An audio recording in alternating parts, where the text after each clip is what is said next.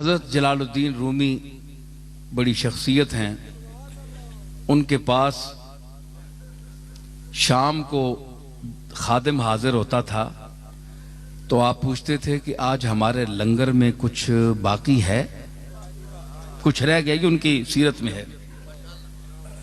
तो अगर वो कहता है जनाब कि कुछ इतने पैसे या आटा या कोई चीज बच गई है, मौजूद है, तो फरमाते मौलाना रूमी गमगीन हो जाते, कहते कि आज मेरे घर से शद्दाद और फिरौन के घर की बू आ रही है, ये माल क्यों बचा? अर्ज करते हुजूर कोई मांगने वाला आया ही नहीं, कोई मुस्तहिक आया ही नहीं, तो चीज बच कर रह गई है, अब हम क्या कर सकते हैं? फरमाते कि नहीं, नमरूद और हामान के घर की मुझे खुशबू आ रही है, ये क्यों बचा? और जब कोई आकर ये कहता कि सरकार आज कुछ भी नहीं बचा, तो फरमाते कि आज मुझे कमली वाले के घर की खुशबू आ रही है।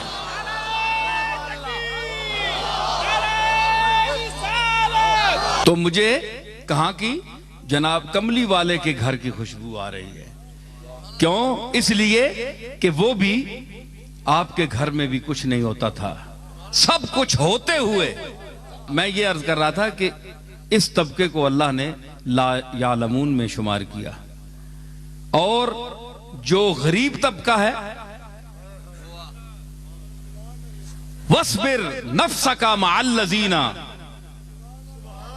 यदऊन रब्बहुम बिलगदात वल अशीय्य युरीदून वजहा। यही देखिए क्या खिताब है मूसा अलैहिस्सलाम से, और फिरौन के जिक्र किस अंदाज से है, और मैं उस गरीब तबके का आप जिक्र कर रहा हूं कुरान मजीद के ही हवाले से, जिसको मैं रसूलुल्लाह सल्लल्लाहु ताला अलैहि वसल्लम को अल्लाह ताला तालीम दे रहा है। वस्बिर नफ्सका मअल्लज़ीना, ऐ मेरे रसूल अपने आप को जमाए रख, मुत्तसिल रख, मअल्लज़ीना यदऊन रब्बहुम बिलगदात वल अशीय्य, जो अपने रब को पुकारते हैं रात और दिन, और सिर्फ उसकी रजा के तालिब हैं। तफसीरें उठाकर देख लें कि वो तबका कौन था। हजरत खबाब थे, जनाब अबू हुरैरा थे, हैं जी, अम्मार थे, बिलाल थे, सुहैब रूमी थे। ये वो तबका था जो गरीब तरीने हल्का सहाबा था, जिनके पास ना कोई खाने की रोटी थी। उलमा ने लिखा कि ये असहाबे सुफ़ा जो 70 आदमी वहां बैठा करते थे सरकार के जलवागाह के सामने, तो वहां जो बैठे रहते थे और जो टिकटिकी बांधकर दरवाजे की तरफ देखते रहते थे।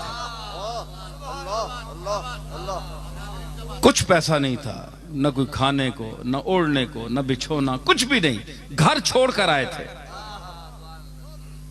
कौन घर छोड़ता है? कौन घर छोड़ता है? ये आजकल भी एक तबका है जो चंद दिनों के लिए घर छोड़ता है। तो आप ये ना समझें कि ये भी उन सहाबा के इत्तिबा में छोड़ रहा है, उनकी शान और है जी, वो और शान है, ये और अंदाज है, इसके पीछे और बड़ी बातें हैं। अल्लाह करे कि सही नीयत हो तो हमें खुशी होगी। लेकिन उनको देखिए कि जो घर छोड़कर कमली वाले के दरवाजे पर बैठे, हुजूर ने उनको क्यों मना नहीं किया? मैं यहां एक बात करता हूं, भाई इधर देखो मुझे, मैं अब जाने वाला हूं, जा रहा हूं मैं। हुजूर ने उन्हें क्यों मना नहीं किया? अपना घर छोड़ा, अपने बाल बच्चे छोड़ दिए, मेरे दरवाजे पर क्यों बैठे हो? जाओ अपने घर। कोई हदीस मुझे बताएं कि सरकार ने उनको उठाया हो? नहीं उठाया, बैठे रहे सारी उम्र, है जी। उन्होंने भी कहा, है जी, कि हम उठने वाले नहीं हैं। ला बिठाया तेरे कूचे में खुदा ने हमको ला बिठाया, तेरे कूचे में खुदा ने हमको ला बिठाया, तेरे कूचे में खुदा ने हमको। न उठे हश्र भी आए जो उठाने हमको, न उठे हश्र भी आए जो उठाने। हम नहीं उठने वाले।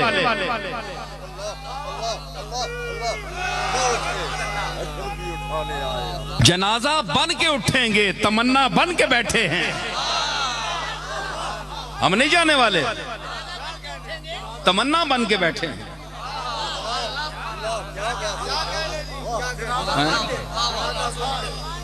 तो हुजूर ने उनको उठाया नहीं, जाओ अपने घर बार जाओ, संभालो, बच्चों को देखो। आज जो कहते हैं तुम जाली के सामने क्यों खड़े होते हो, हुजूर नापसंद करते हैं। वहां ऊपर आयत लिखी हुई है, ला तरफऊ अस्वातकुम फौका सौतिन नबी। हालांकि ये बात नहीं है कि कोई वहां कोई गुस्ताखी के लिए ऊंची आवाज करता है। हर आवाज का ऊंचा होना तो गुस्ताखी नहीं है। तो जो तो तुम गले फाड़ फाड़ कर अल्लाह से मांगते हो, तो ये अल्लाह की गुस्ताखी है। अल्लाह बड़ा है कि रसूल बड़ा है?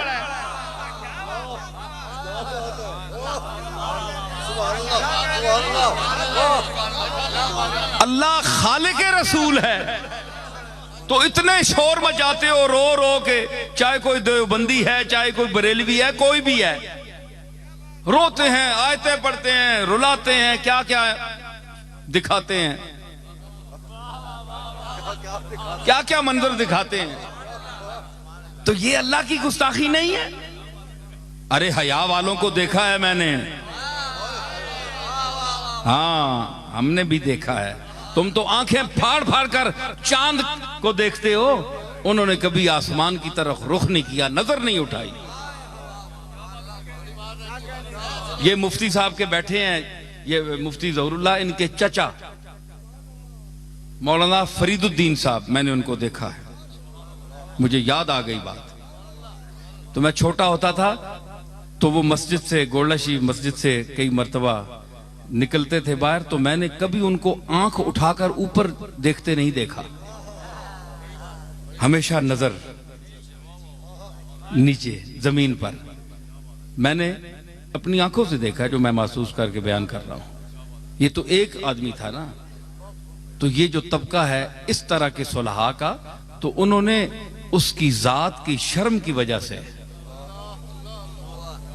ऊपर कभी देखा भी नहीं। वो लोग थे। आज उलमा में वो तबका कहां है? हमने वो चेहरे भी देखे। तो हुजूर ने कभी नहीं फरमाया कि तुम उठ जाओ। तो जो अपनी जाहिरी जिंदगी में 24 घंटे बैठे हुए असहाबे सुफा को नहीं कहता कि तुम उठ जाओ।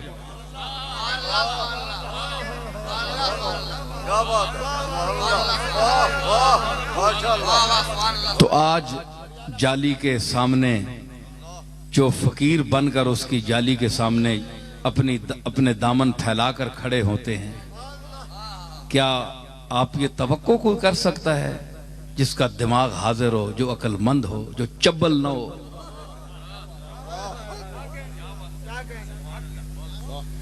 हैं? तो वो कोई,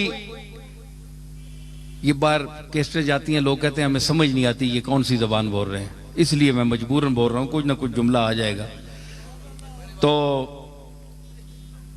वो जिस वक्त फिर जरा शबाब पे आता है ना मसला, तो फिर निकल जाते हैं जुमले। तो उसमें कभी आपने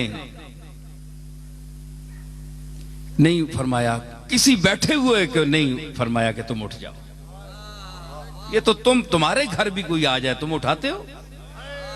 जो इतराज करता है वो घर से किसी आए को उठाता है, या दरवाजा बंद करता है, या कहता है जाओ दफा हो जाओ, निकल जाओ। तुम इतने तमीज वाले हो,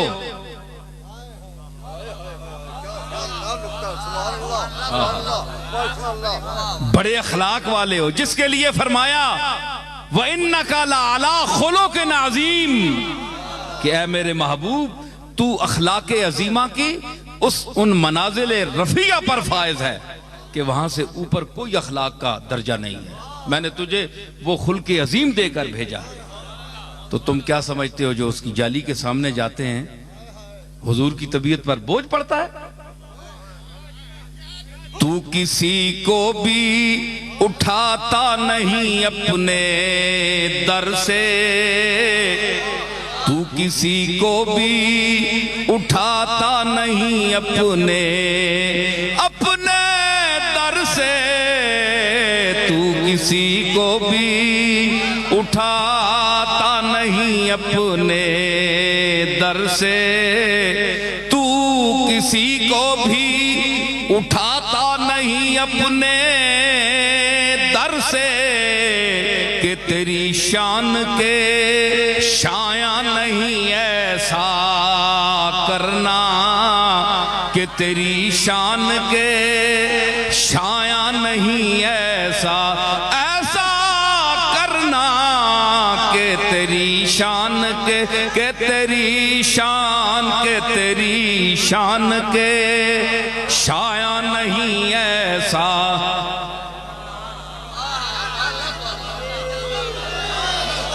ये तेरा काम है ऐ आमिना के दुर्रे यतीम, ये तेरा काम है ऐ आमिना के दुर्रे यतीम, सारी उम्मत की शफाअत ने तन्हा करना, सारी उम्मत की शफाअत ने तन्हा करना, सारी उम्मत की शफाअत ने तन्हा